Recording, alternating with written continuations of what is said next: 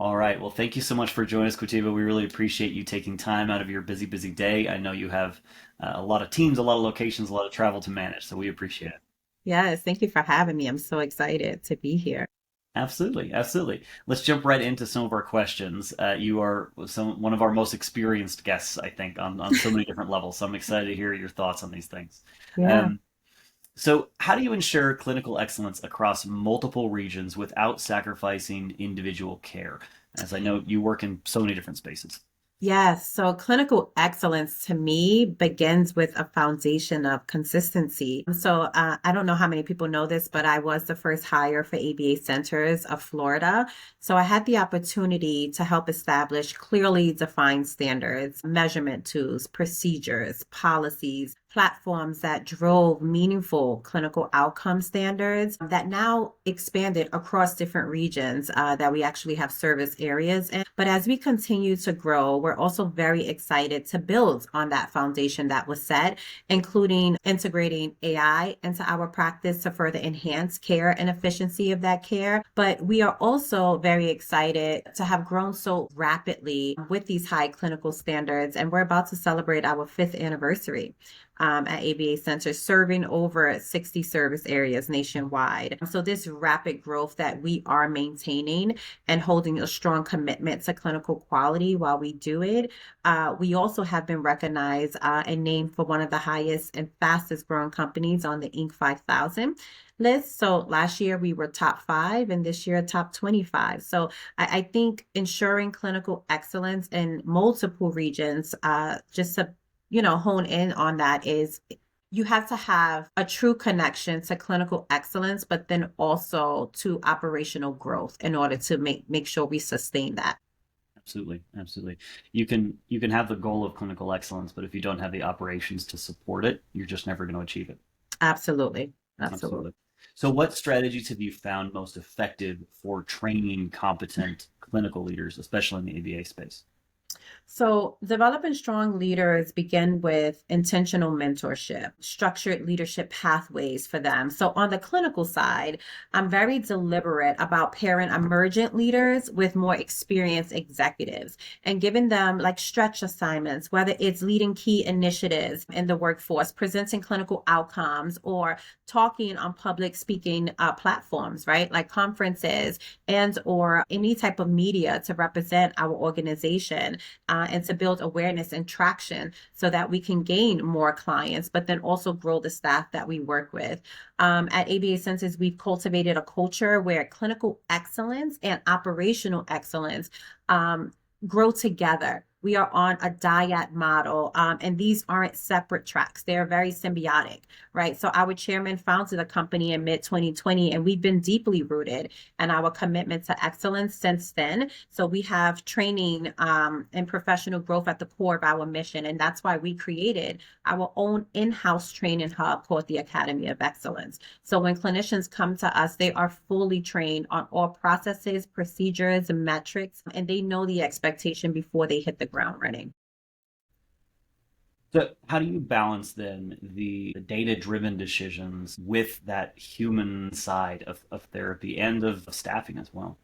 Yeah. So I am going to say data is my jam. And so if you work with me, alongside me, under me, you'll know that data driven results and decisions are very important to me because I believe that data gives the objectivity of measuring progress, right? It helps us identify trends. It helps us allocate resources effectively to the clients that we treat. But I also think that therapy is deeply human, right? And so our decisions must also reflect compassion, cultural responsive, emotional intelligence, and client values. I just came back from doing some trainings in Jersey, New Hampshire, and Massachusetts with some of our clinical team. And although I try to drive data driven decisions into them, I also want them to understand that having an emotional intelligence and empathy and compassion is also very important and key to our growth.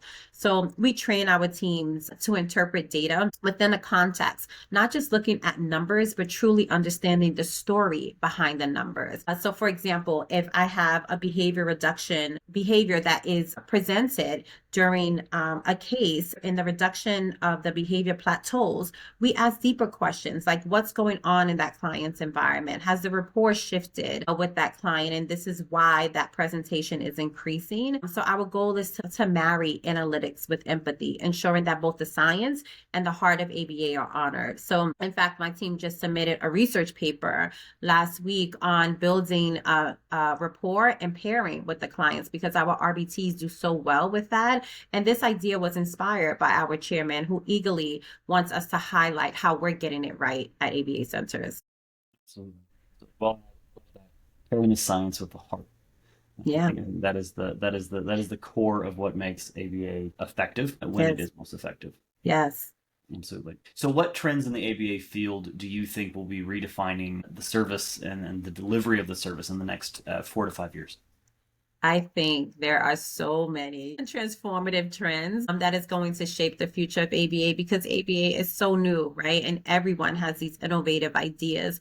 But I think the important innovations will be technology integration. And I think that's at the forefront right now with AI supported data analysis and analytics, enhancing clinical decision making. But at the same time, there's also a growing emphasis on cultural responsiveness and ensuring that training models and service deliveries respect and reflect the diverse culture and linguistic backgrounds of our clients. So we just opened service areas in Puerto Rico just recently, and we're working really hard to ensure that we meet the linguistic and cultural needs of that community. So we're also seeing how to shift value-based care where payers are actually prioritizing outcomes, and that's built on the cost effectiveness, right? Pushing providers to demonstrate measurable impact, not just using testimonies and saying we're doing such great things here, but having the data to back up all the great things we're doing. And that is going to complement the cost that payers pay for that service delivery with most of these providers. I think one of the most meaningful investments, however, is the people. So at my organization, we fund the education of our apprenticeship through Temple University and the Autism Lab. Grow the next generation of clinicians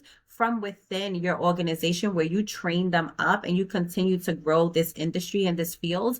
Other providers who embrace and adopt these shifts will become one of the leading future of ABA service delivery. So, as we're talking about future VCBAs, what advice would you give to new VCBAs aspiring to move into more of an executive leadership role like you have?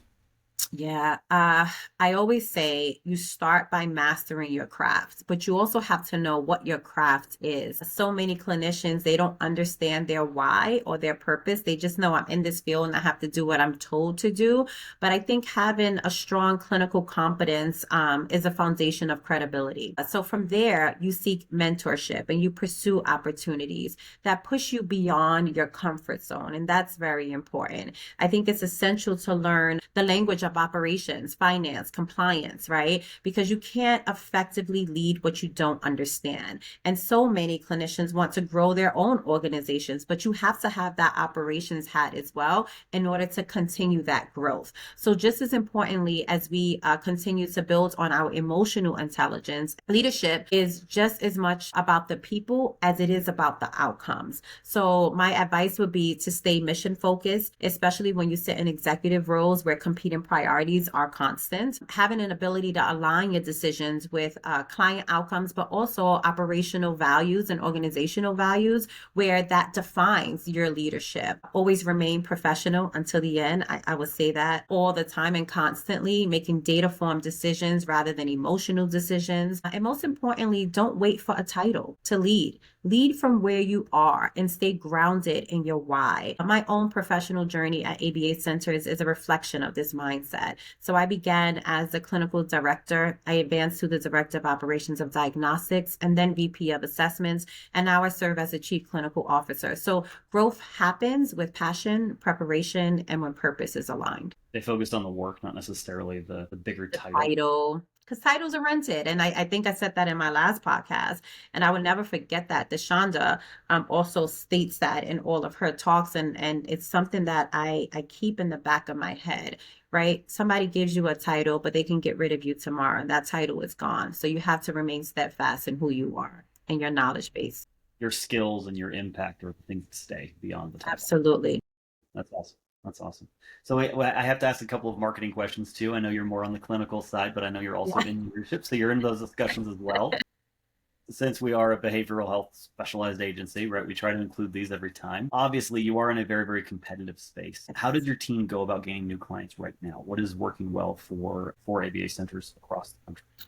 So I think we do a good job at our onboarding tactics. So we make sure we have a very strong admissions team. And that admissions team, when we onboard clients, they know everything we're going to do at the onset of treatment. They understand caregiver training responsibility. They understand how clinicians are going to supervise their child so that when we start treatment, there's no confusion with parents and clinicians. And that's one way that we build relationships and rapport among the clinical team, but then also the families. We also have a business development team who actually gets us clients, right? We use Google to obtain some clients in specific areas where we have service areas. So we do a lot of different things to make sure we get clients in the door. But the number one thing we do is we move at a fast pace and we are client focus. So we provide a diagnostic. If you don't have a diagnostic, we don't want anyone languishing on that wait list either. But then we get you into ABA care very quickly. So we ensure that parents are not languishing on wait lists.